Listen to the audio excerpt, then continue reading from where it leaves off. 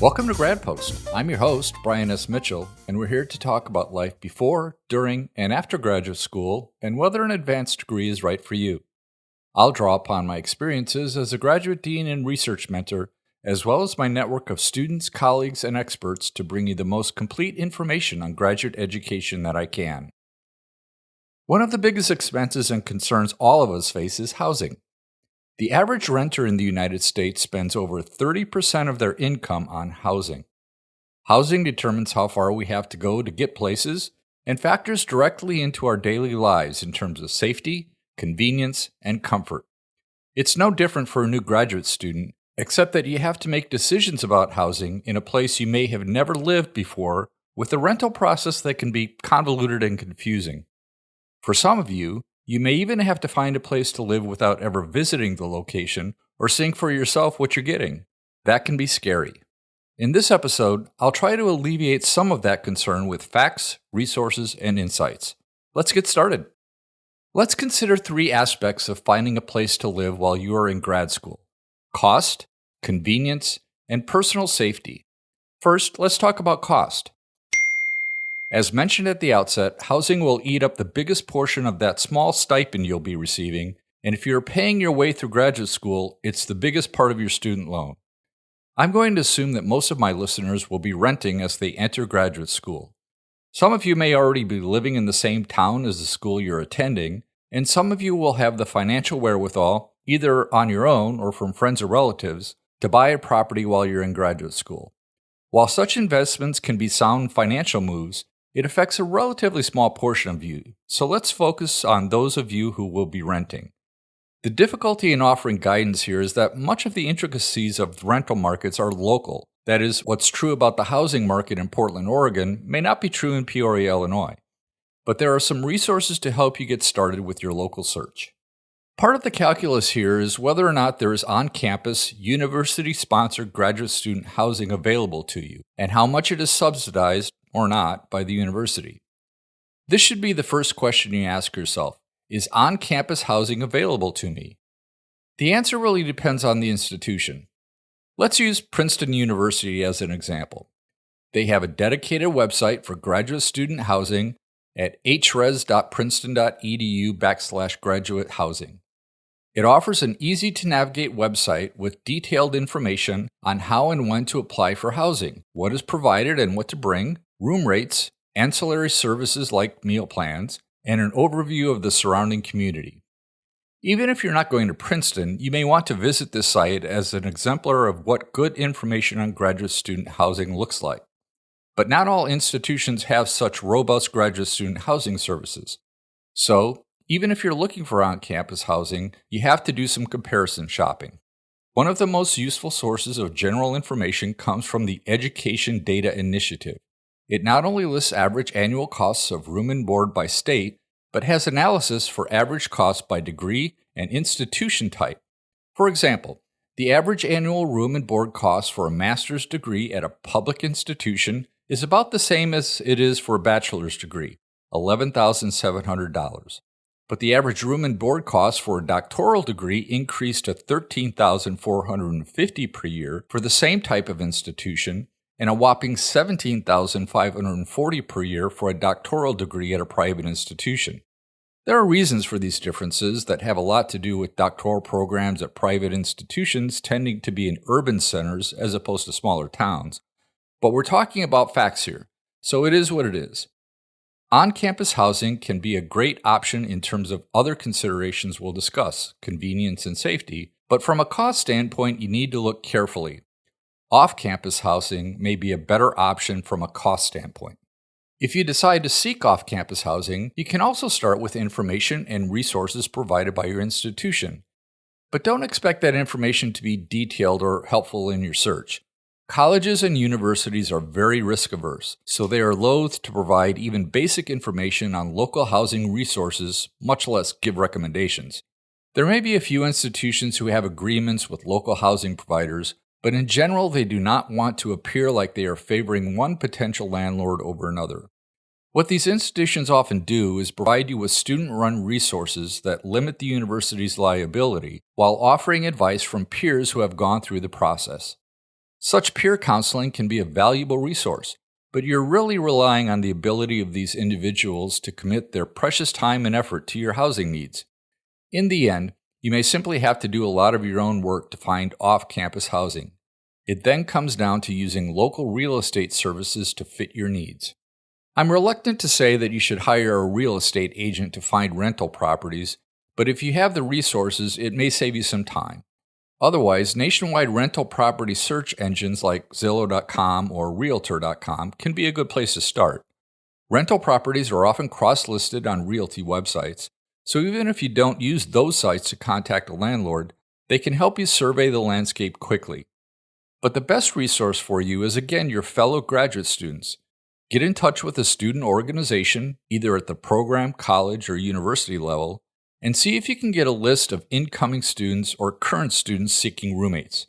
There are privacy concerns with these lists, so don't expect to get a full list of students coming into your program complete with contact information, but you can usually opt in to sharing your contact information for purposes like housing. Once you have potential roommates in mind, or you've decided to go it on your own, you can start looking at properties. We'll get to considerations of location shortly, but in terms of the rental process, expect to provide at least 1 month of rent in advance as a down payment and sign a rather lengthy but standard rental agreement for a term that is typically either 9 months or 12 months. The upfront payment part can be a real sticking point, especially for international students. You'll either need a local bank account or have the ability to wire money internationally. It can be difficult to open a bank account remotely since you have to provide a lot of personal information for verification and/or have a local address, which creates a circular argument, which is why some people choose to wait until they arrive to find housing. That can limit your options, so I encourage you to start early and work through the logistics like sending down payments if at all possible. Don't sign a rental agreement, sometimes called a lease, until you are sure you can meet the monetary requirements for down payment. The rental agreement can be intimidating. This is where having someone who has gone through it, our current graduate student, can be most useful. Online resources like uCribs and College Boxes can help get you started with general terms and considerations about signing a lease, but be aware that there are also local ordinances that landlords must follow. You could also read up on what landlords are looking for in their rental agreements at places like MoveZen. There's a lot more to learn and know about leases, but let's get to some of the practical aspects of finding a place to live. Next up, convenience. As with most things, cost and convenience go hand in hand and are generally correlated. You pay more for more convenience. In the case of housing, this means that rental prices go up the closer you get to campus. There are two main considerations here aside from cost: transportation and travel time. The further you get from campus, the more you will have to rely on transportation to get you to and from campus. International students who have never visited the United States should know that outside of the very largest cities, public transportation is woefully poor in comparison to most places around the world. If you find the perfect place to live but it's 5 miles from campus, don't count on a bus line or subway running from your front door to campus. If public transportation is available, however, there may be student passes or discounts that are available to you through the municipality or the university, so check out these options first. But in all likelihood, you'll probably need some other form of transportation like a bike or automobile. Biking can be fine, but make sure that there are bike-friendly routes to and from campus, as U.S. cities are also notoriously bad for bikers. You should also consider weather. A bike ride is a nice thing on a pleasant sunny day, but it can be downright miserable in pouring rain or 3 feet of snow. Check out the average temperature and precipitation as well as bike routes before you decide that biking is your best form of transportation. A car can be a good option, but it will involve upfront cost and upkeep. Unless you have the economic means, buying a car in your first year of grad school is probably not an option. Even if it is, check the university website for parking policies.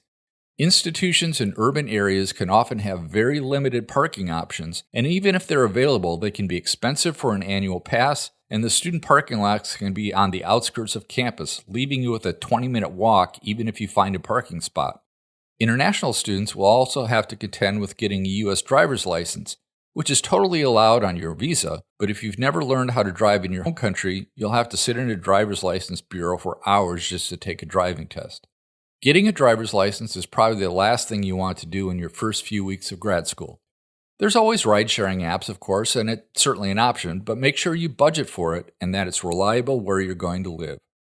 Regardless of how you get to campus, the other convenience consideration is travel time. And I don't just mean how long it takes you to get to and from campus, I mean the amount of time you will actually spend on campus. In your first year, you will have classes that can be held during the day or night, and you will want to spend some time studying with your classmates and taking part in social activities. Plan on spending most of the day on campus, and probably weekends too, even if your classes don't meet. As you progress through your experience and classes become less frequent, one of two things will happen.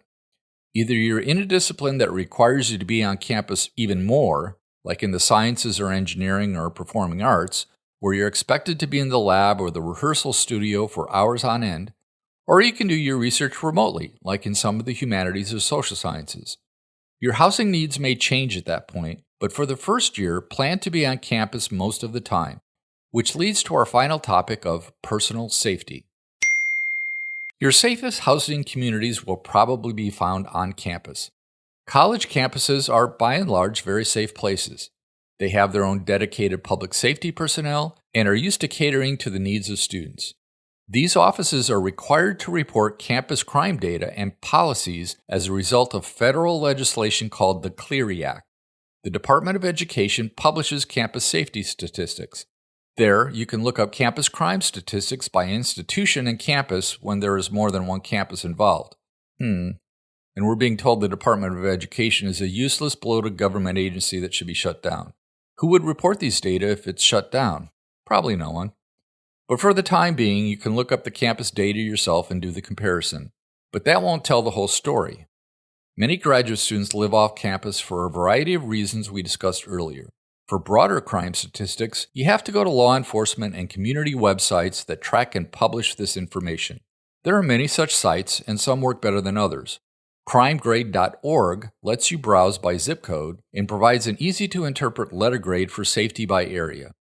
When you get down to individual houses and housing complexes, community and even real estate websites can provide crime data on any specific location you're looking at.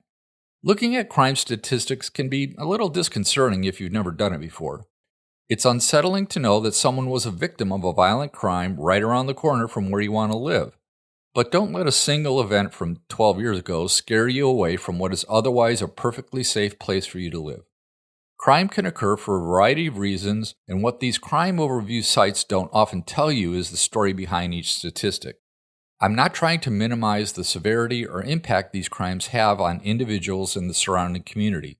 I've been a victim of robbery and breaking and entering myself, and have some stories to tell of places I've lived. But I believe it's better to make informed decisions and look at that information in an objective manner.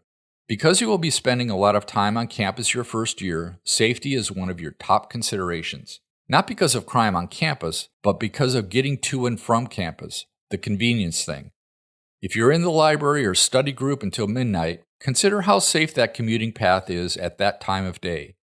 It might be great to live near campus, but crime can be highest just outside of the college campus. Criminals look for easy prey, and college students getting to and from campus at odd hours of the night create opportunities for them. Many colleges offer after-hours transportation or chaperone services. The campus police will be your best source of information in this regard, and such information sessions should be part of your pre-enrollment orientation. If not, seek out campus safety information and talk to current graduate students and get their take on safety in the surrounding communities. There are certainly other considerations to take into account when finding housing, like the condition of the unit, ambient noise level, and amenities. Regardless of what's most important to you, however, you'll find the best source of information on any of these housing topics are the people already living there, current graduate students. Those could be students in your program, but could also be people in graduate student government who have committed to helping incoming students solve problems. Use them as a resource. They are there to help you. Thank you for joining me today.